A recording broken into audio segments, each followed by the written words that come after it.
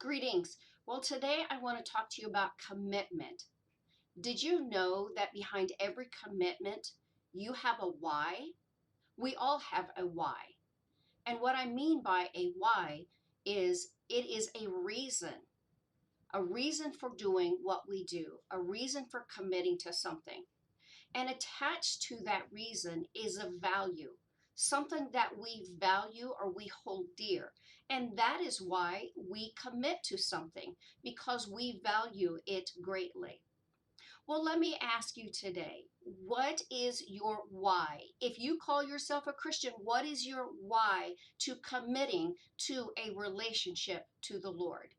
Or are you committing to it?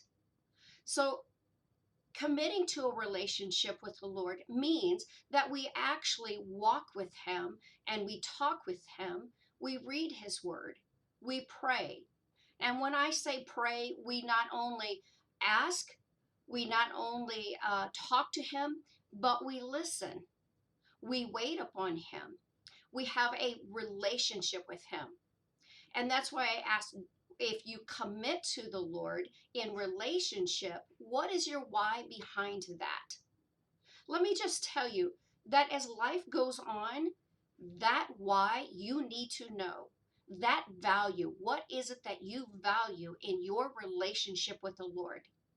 If it is just that I got saved so that I won't go to hell when I die, that I won't be judged when I die, then you have not gone beyond to actually enter into a real relationship with the Lord. But most often, I find that people value a relationship with the Lord. But those values, those whys get challenged over and over and over with life's hardships, life's sufferings, life's trials, on and on and on. Questions that can't be answered. And so the value of what we stuck to in that relationship. Now you might value your relationship with the Lord because you think that if I do XYZ, the Lord is required to do ABC or the other way around. But in reality, God's ways are much higher than ours. His knowledge is much greater than ours, and He doesn't always operate in the way that we think. And so when our why gets challenged, the commitment to stay in relationship with the Lord is also challenged. And that's where we have to buckle down. We have to come back to knowing, why do we value this relationship with the Lord? Why do we stay committed to it? Because if we don't know that why, then we will be unable to stay committed when it comes into the hard places. And believe me, we all have hard places. Jesus even said that we would suffer troubles in this world, but to be of good cheer because He overcomes the world. Now, that doesn't mean that He takes away every suffering. In fact, He tells us we will suffer. We will suffer. But in that suffering, what do we do? How do we get through it? Well, one of the first steps is to look at the why. Why am I serving the Lord? Maybe our why has an incorrect foundation. I can tell you that I've had a number of situations, a number of places, especially if they've been long enduring places of not understanding, of God not answering the way I thought, of painful trials coming, of devastating loss happening. And then I have to go back again and look at that value and that why. What was I believing? What was there? Recently, I came across some scriptures I've read so many times, but the Lord just really spoke to me so differently in these scriptures. And that is in Mark chapter 4.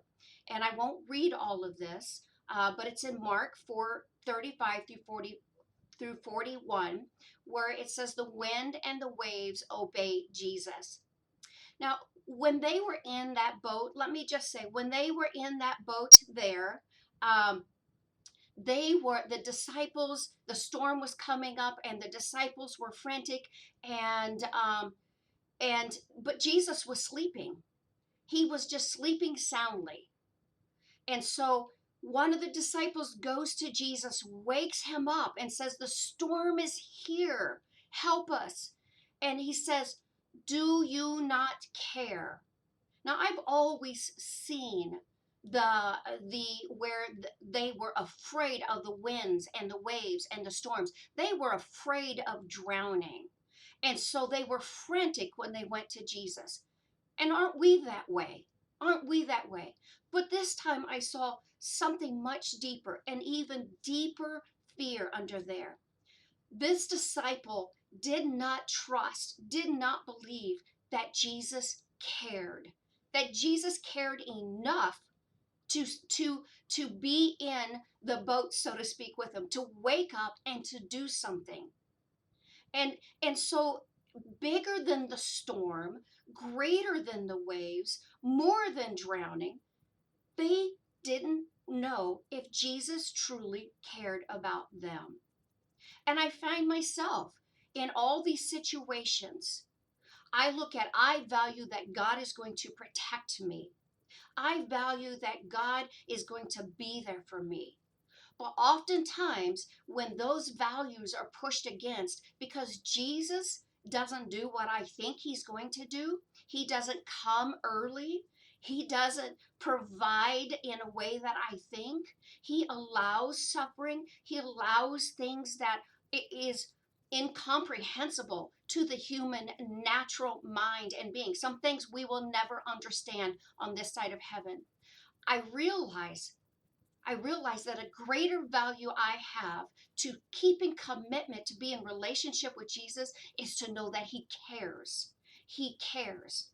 But where I have to surrender is the place of demanding that he care in the way that I think he should, that he behaves in the way that I think he should. To know that he cares anyways. He cares more than we can comprehend. To me, that is such a soothe to my heart. That is what my heart needs, is to know that somebody cares enough that I won't drown in the sorrow. I won't be overtaken by the winds and the waves and the storms of life. I won't be overtaken. So today I want to encourage you. I want to challenge you that if you call yourself a Christian, ask the Lord to show you the why behind valuing and committing to your relationship with Jesus. Ask him what that why is, so that when those values are pushed against, those values are pressured, and Jesus isn't coming through the way that you think he should, then you can go back and ask him, are my values misaligned? Are they misaligned? What should it be like? Show me how you truly care. So today, if you're a Christian, push into him, push into that relationship, and push in to finding the why so you can stay fully committed to becoming a fearless, faithful one that walks with him in day in and day out. Have a great week. If you have any questions, feel free to email me, or if you want to share with me your why, and the places that it's hard for you to stay committed, email me at Lisa. It's Lisa at deeperwellsleadership.com, or you can just go to my website, deeperwellsleadership.com, and you can send me an email. You can ask whatever questions, or you can share with me. I would love to hear you. So God bless you and have a great week.